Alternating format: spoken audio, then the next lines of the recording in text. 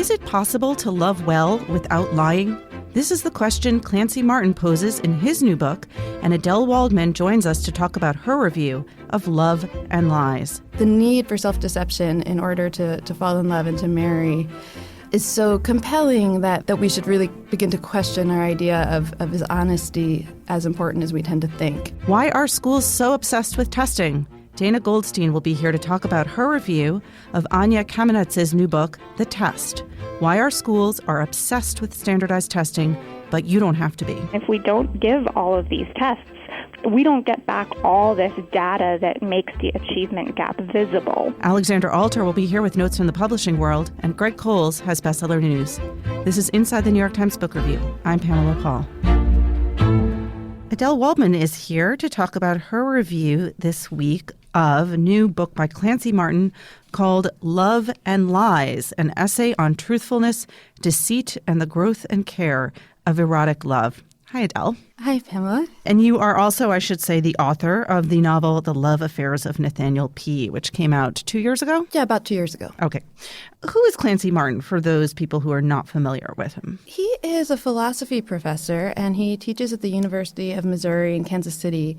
He also published a novel in 2009 called How to Sell, and he writes for various publications, Harper's and the London Review of Books, and he's written about everything from child rearing to hypocrisy to his own experiences in Alcoholics Anonymous. So he has been confessional before in his writing. He has been. He often writes about philosophy, which is what he teaches. He brings in a lot of philosophers to his journalistic writing. And he also has written a lot about lying. His novel, How to Sell, focused on the jewelry industry, which is apparently deception-laden and in fascinating ways. And so is his love life, according to the book. It's interesting because he in his subtitle, he calls it an essay. So this is it really an extended essay? Is it a hybrid? Is it a memoir? What would you call the book? I would call it more of a hybrid of essay and memoir. It's an extended essay in so much that it's a single argument, a single strand of a story, but it intermixes some meditations about what philosophers have said over the years about lying, what psychologists have said about love, and but not about lying? Some lying. One of the difficulties I had with the book is I thought that the relationship between love and lying was sometimes a little bit tenuous. It seemed to me that Martin is interested in both topics, but I wasn't always sure that he made the case that the two are interlinked, except for in so much as lying can sometimes be destructive to love, certainly. He says that he dislikes, or you say in your review that he dislikes the idea that love depends on absolute honesty. And in the book, he calls this notion, quote, the greatest threat to a mature and enduring conception of erotic love. What does he mean by that? Right. I have to say, I thought that was a very provocative and interesting thesis. And I started the book with great anticipation because I thought that idea seemed sort of counterintuitive and interesting, that truthfulness can itself be harmful to enduring love. It turns out, though, that what he means, or what he argues throughout the book, are some fairly limited claims that I think are both true, but unfortunately not that interesting or surprising. He talks about how he himself has recently married for the third time. And he talks about getting married, especially when it's your third marriage and your previous two marriages have ended in divorce, requires some sort of willful optimism to put aside concerns about whether this marriage will work out and knowledge that many marriages are unhappy or end in divorce. In a sense, the willful optimism is a form of self-deception. I think that's, of course, true, but it doesn't seem to me as provocative as his thesis that suggests that the need for self-deception in order to fall in love and to marry is so compelling that we should really begin to question our idea of is honesty as important as we tend to think when it comes to love. I would just want to go back to that phrase because I think that he chose his words very carefully here, and they're interesting words. So he says, again, the greatest threat to a mature and enduring conception of erotic love. And he's talking about honesty. So it's interesting, one, that he defines it as erotic love as opposed to, say, companionate love or romantic love. Is it clear why he does that? I mean, is he talking purely about erotic love, or does he talk about love overall? It's also obviously in the subtitle of the book. Right. I think generally what he means by it is to be more inclusive than to just say marriage, because he wants the book to be relevant for gay people, straight people, to talk about sort of, I think, companionship over time. So, and he's specifically talking about in a romantic context, so he's not talking about the kind of love we have between friends. But I think his use of the word erotic love, to me, is less about sex and more about the kind of long-term partnership that you'd have that is sexual, but he's mostly interested in the long-term relationship. Again, he's talking about long-term relationships, but he's very upfront about the fact that he is, in fact, on his third marriage. You mentioned in the book that he started the book while he was married to his second wife, but having an affair with her. Is that the affair that is now his third wife, that woman? I'm not sure, honestly. I think he says that he started the book while he was married to his second wife and having an affair. I don't think the person he was having an affair with is the person he's now married to, but I'm not sure. He doesn't give names, and I'm not necessarily sure it matters for the sake of the book. I have to confess, I was impressed by Martin's candor and intrigued by the idea that he tells us in the prologue what his situation was. It's in the prologue where he says he began this book while having been married to his second wife and having an affair, and continued writing the book as his second marriage came to an end, and then he married his third wife. I thought this was potentially very interesting, that there was something brave in writing about marriage from his perspective, from someone who has been in 2 failed marriages, who has not had a good track record with fidelity, who says that he himself has struggled with lying throughout his life. I thought he might have some really interesting things to say because of that perspective, and it's brave because one doesn't expect someone to opine as an expert on marriage when one's own history is so unconventional. You know, I wouldn't call it a wave or a trend, maybe like a trendlet, but this is one of a few recent books by men that are very confessional and often in an unflattering light. The most obvious one that comes to mind is Walter Kern, who wrote his book about being fooled by a con man last year, and actually I think blurbs the book on the back. One thing I thought of is that a man writing about love and marriage and especially a man like Clancy Martin, who is an academic, who's a philosopher and an accomplished philosopher, I think there's something intriguing about the fact that he was willing to take on such a personal subject. We're a little more used to that from women, right, being willing to write personally, because there's something so interesting about the idea of a philosopher writing so candidly about his checkered love life. I think he might have been allowed to get away with some lapses in.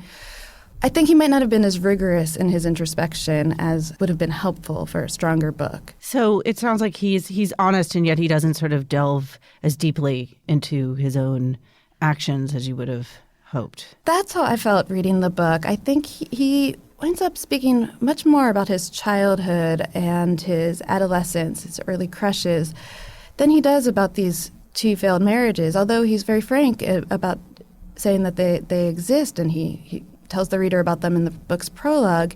He actually says very little about why he cheated on his wives, why he didn't try to repair his marriages after he was caught cheating, why he quickly moved on.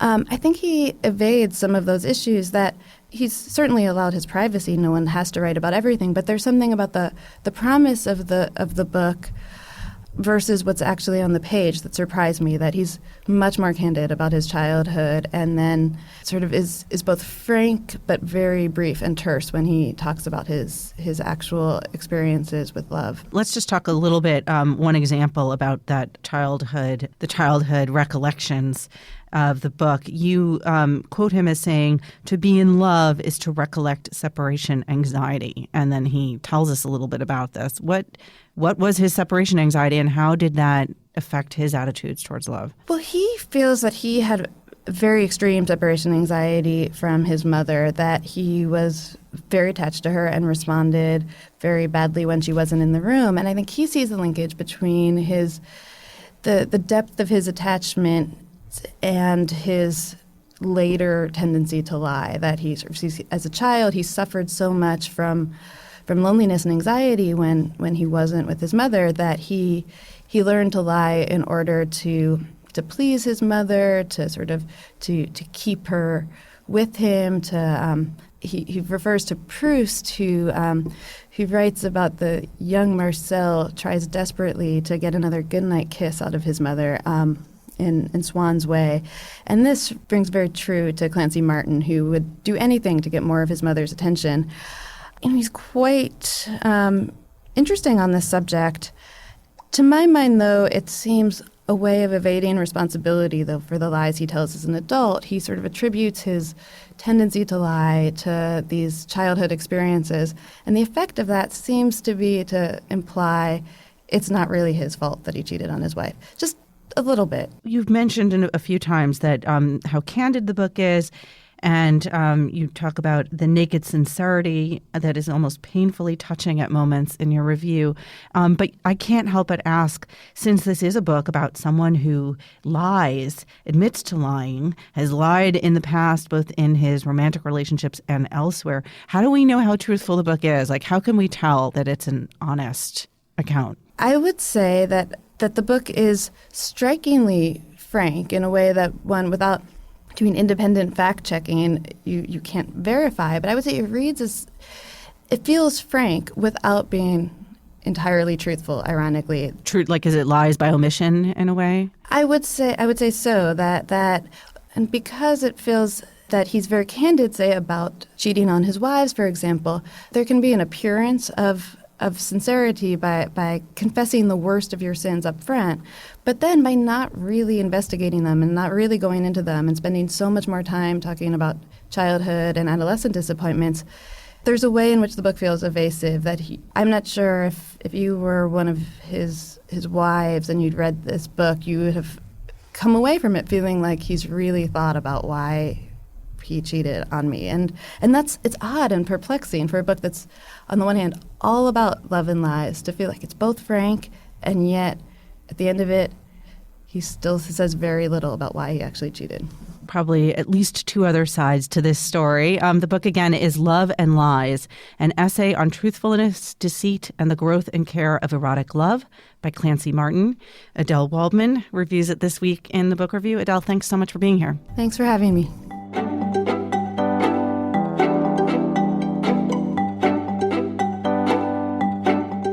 Alexandra Alter joins us now with notes from the publishing world. Hi, Alexandra. Hi, Pamela. So this totally unknown author has said that she has a book coming out? That's right. And suddenly it's number one on Amazon from out of nowhere. No, the biggest news in the publishing world this week and probably in the last few decades is that Harper Lee has another novel, and it's going to be published this summer. And this was incredibly unexpected. Only a handful of people knew about this book's existence. Even fewer than that had read it. Harper Lee herself thought it was lost and destroyed, and then it was rediscovered apparently by her lawyer last fall.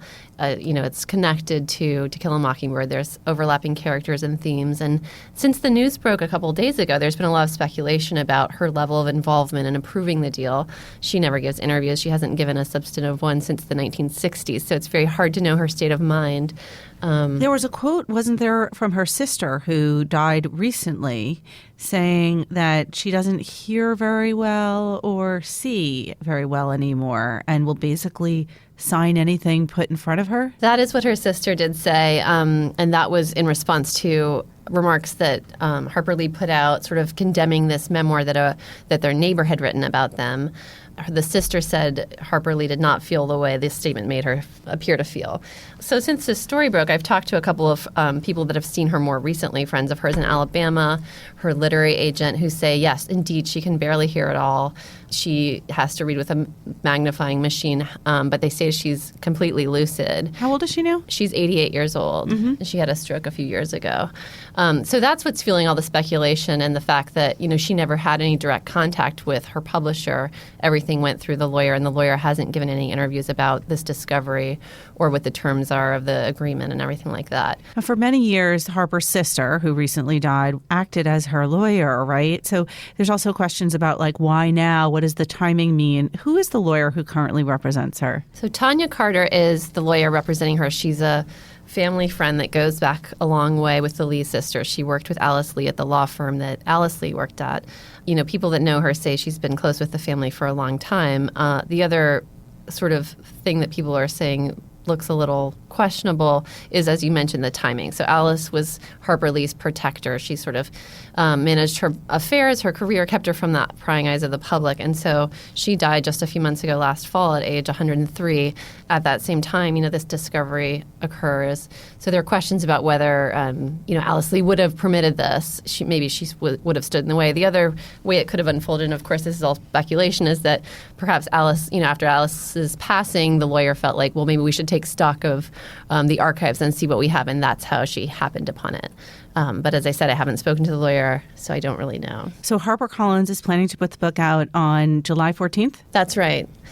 And it's a 304-page novel. As you can imagine, the excitement is, I've never seen sort of excitement like this over a novel. This, as you know, To Kill a Mockingbird was Harper Lee's only book, and it's still a classic that everyone reads. It's sold more than 40 million copies. It continues to sell globally 1 million copies a year, and the people have been, clamoring for more from her for more than half a century. And the book is about Scout and Atticus Finch, and it takes place later in their lives, although it was written before. Yeah, that's the kind of other Mockingbird. fascinating piece of it. The statement that Harper Lee put out through her publisher suggests a very interesting origin story for this book. The existence of this book was known by scholars, but everyone always thought that it was just an early draft of To Kill a Mockingbird. She referred to it at one point as Atticus, and now the title is Go Set a Watchman. But basically, this was her first attempt to tell the story of Atticus Finch and his daughter Scout, and she had set it in the 1950s, which was the time that she was writing it, in the mid-1950s, and it involved a grown-up Scout who was living in New York going back to Alabama to visit her father and sort of deal with the racial injustice that she witnessed and her relationship with him.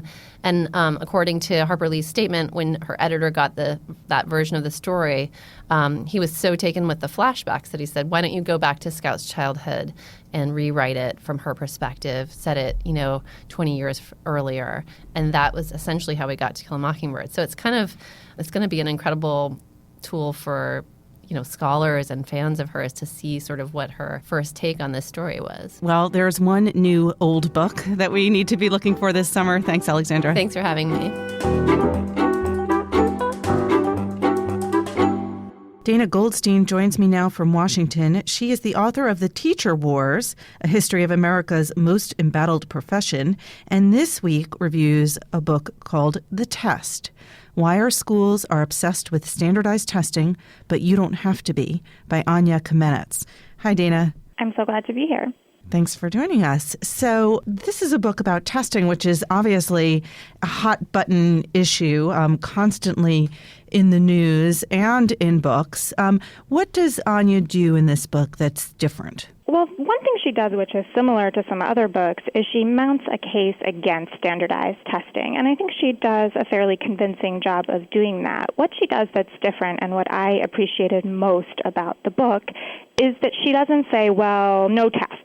What she says is we do need to hold our schools and our students accountable, but are there new, better ways of doing that? Can we use technology to do that in creative ways? Or are there old ways that we used to hold schools accountable that are actually better than the ways we're doing it now with bubble tests? And she goes through a number of those different strategies, and some of them are quite interesting and convincing, I think. It's interesting that you go right into talking about older ways, because one of the things she does in this book, too, is provide a history of testing. Yeah, and that really interests me because I've also written a history of education more about teaching than testing. One of the things she looks at, which I really love, is performance assessment. So the idea that you put the student in front of the class and they need to present an oral presentation about what they've learned, or they need to write a really well-sourced essay. And these are the sorts of assessments that our college students are more commonly held to, but there are schools that are doing this in K-12, and actually that's what American schools used to do in the early 19th century with their public exhibitions. Horace Mann is someone who wrote about how much he looked forward to those as a student when he was a kid in the early 19th century. So Anya's visiting schools in the book that are still doing that today, and she's saying, this is still something that's very powerful. It's a powerful learning tool for students. Let's talk about something that I'm not sure is powerful, but is certainly omnipresent and despised by many, which is the multiple choice test, which was, as she points out, invented in 1914 by a man named Frederick Kelly of the Kansas State Teachers College. What was the point of the multiple choice test? What was the goal? One of the things she does in the book that's really interesting is that she shows how the goal of these bubble tests were really to tamp down on teachers' autonomy. It was sort of to teacher-proof the whole process of educating kids. I mean, if you say that the right answer is one of these 4 options, A, B, C, or D, and we're going to give the kids the test, and we're going to judge both kids and teachers based on how well the students do, it really takes discretion out of the system. And that is what the early developers in the early 20th century of multiple choice standardized testing were thinking about, in part when they developed these exams. And presumably, and I imagine your research on the teacher wars factors, and on your understanding of this, that's why so many teachers dislike testing, because it takes away from that autonomy. Exactly. I mean, what gets taught in large part is what we test. So if we're going to say that we're going to have assessments that involve public speaking and essay writing, then teachers are going to spend a lot more time on those richer sorts of activities in the classroom. Now, if what we say is we're going to test multiple choice knowledge of historical events or multiple choice math questions, teachers are going to end up spending a lot more time drilling on those types of lower order skills because they're being held accountable as adults for how students do on those tests. I mean, one of the interesting things we know from social science is actually teachers who prep their kids a lot for tests, their kids sometimes get lower test scores, which is kind of counterintuitive but interesting. I mean, test prep is counterproductive. I don't think that Kamenetz talks about that in the book, but it is important. But that said, that message is not out there, and if you give high-stakes tests, teachers do change their practice in response to them. It's kind of reminiscent of the arguments about homework also, where people, studies show that homework is counterproductive, and yet there's an ongoing reliance on homework. Absolutely, that's true. It's interesting because many of the arguments about testing seem to stem from whether one believes that teachers are fundamentally bad and therefore need to be sort of counterbalanced with objective testing, or whether teachers are good and good teachers are stymied by the constraints of testing. That's a really astute point, and I do think that that is the debate, but I like to turn that around a little bit and say, what kind of teachers are we attracting to an education system that is so built around these multiple choice standardized tests? Because I think while a lot of bright and motivated, intellectually capable people are trying the job out for a few years, a lot of the most creative people find that they cannot do this for more than, say, 3 or 5 years, that they are exhausted and that they aren't being given the autonomy to stretch creatively and intellectually. And a lot of teachers will tell you that the testing demands is a big part of that. I want to just get a sense of sort of who's on which side. So against testing, you have by and large the teachers, the teacher unions. According to this book and studies that are out there, recent polls by Phi Delta Kappa and Gallup show that parents are opposed to testing. Who's in favor of testing? Well, I think our whole national political consensus, which is pretty bipartisan, has been in favor of more testing. I mean, President Clinton, President George W. Bush, President Obama, they all pursued federal policies that incented states and districts to give more tests to kids. So that's how we got into the situation we're in now, where there's more testing than ever before in our system. And it's something that Jeb Bush and Chris Christie and Barack Obama, they all agree about. In the review, you point out that Arne Duncan, the current Secretary of Education, is beginning to reconsider this. Well, it's interesting. To what extent is he deeply reconsidering the policy, and to what extent is he rhetorically sort of throwing a bone to the parents, tens of thousands across the country, who are angry about what they call over-testing?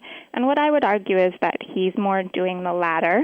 He's telling the parents that he sympathizes with them, that he understands that they're upset about over-testing. But if you actually look at what the administration is proposing with the revision of No Child Left Behind, they're not letting up too much on the testing push. And what's their reasoning? What do they see as the good of testing? Yeah, this is something I write about a little in the review, which is that there is a civil rights argument for standardized testing. And it goes along the lines of, well, we really need to look at how our Black students are doing in comparison to our white students, how our poor students are doing in comparison to our middle-class kids, and how are we doing with our special ed population and our English language learners. And if we don't give all of these tests, we don't get back all this data that makes the achievement gap visible.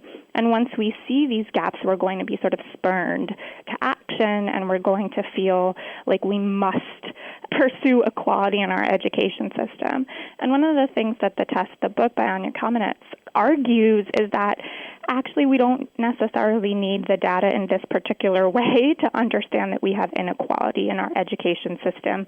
Only 14 states are equalizing funding between schools. I mean, we can see that the system is unequal. 1 in 5 kids is living in poverty. We know poverty has a absolutely devastating effect on how well children perform in school. So she's kind of, I think, not explicitly but implicitly taking on this civil rights argument for testing. And it also sounds like, from what you're saying, that the political goal here is to use testing as a kind of diagnostic tool to establish, okay, here's the problem.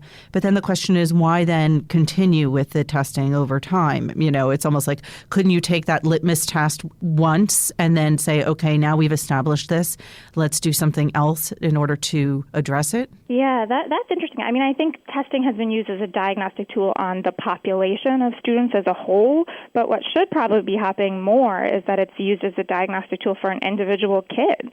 So we see a kid does not understand fractions very well because of their low test scores on that particular type of question, and so we get that data back really quickly, and we give them better fractions instruction, maybe some extra tutoring. That doesn't happen with our current generation of tests. You know, the kid takes the test in April or May or June, and they don't get the results back till the following fall, and it's way too late for the classroom teacher to change what he or she is doing with the student to improve things for the kid. And that's something that the book, The Test, really tackles head on, and it shows how we can have different types of assessment, maybe types of tests that kids take throughout the year that are really used for the kids' benefit, right, not for these larger political benefits that, as you point out, we already know. We already know at the larger political level there's a problem. Right, and if the teacher in one grade has assessed the problem, but the teacher in the next grade is getting a result, there isn't necessarily a through line between those, you know, that 4th grade and that 5th grade, for example. Right, and there's not a lot of continuity in the system, and there's not a lot of opportunities for teachers to work together to address these issues with individual kids. Let's talk a little bit about solutions, because you refer in your review to the book as a kind of guidebook for the anti-testing movement. What does Kamenetz propose? I think one of her most controversial proposals is, to a certain extent, she urges parents to take their kids out of the testing pool. So there is the opt-out movement. And she's saying that if the test is not really important for your own child's individual future, then you should feel confident going ahead and participating in that protest.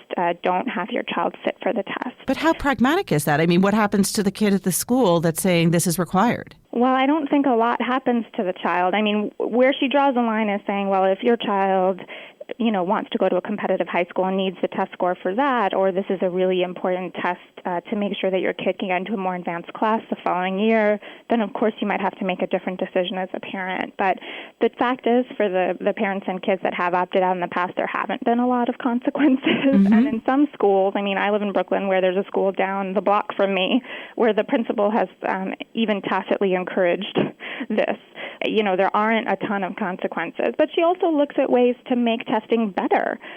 She talks about, using more sophisticated types of computer software to track children's performance all throughout the year, so that teachers have student data in real time to avoid this kind of summer break problem that we were talking about a couple minutes ago. She talks about using games to get kids more engaged in school, and that's something not everyone agrees about, because often these are computer games and they entail more screen time, which, some parents also have a worry or anxiety about, but that's something she engages with in the book. And ultimately where she ends up is in favor of performance assessments. And this is sort of the least technological and oldest idea in the book, as we discussed earlier. It's also probably one of the most costly in terms of time and difficult to do because it requires a lot of the teacher. I think that's right. I mean, it requires teachers who are very creative, intellectually engaged, and it requires good curriculum, which a lot of schools don't currently have. But I think what she gets right is that she's holding schools to a high standard. And we talk about high standards for education a lot and define it in terms of bubble tests, but bubble tests are not a high standard. And I think it's very important to make that point. And in that way, this book has made an important contribution. All right. Well, all we need to do is then fix our testing system, fix our teacher system, and we'll all be well educated. Right. And reduce child poverty. Don't forget that. That's Easy right. goal. Dana, thank you so much. Thank you, Pamela. That was Dana Goldstein. She is the author of The Teacher Wars, A History of America's Most Embattled Profession, and a staff writer at the Marshall Project. And this week, she reviews Anya Kamenetz's book, The Test, Why Our Schools Are Obsessed with Standardized Testing, But You Don't Have to Be.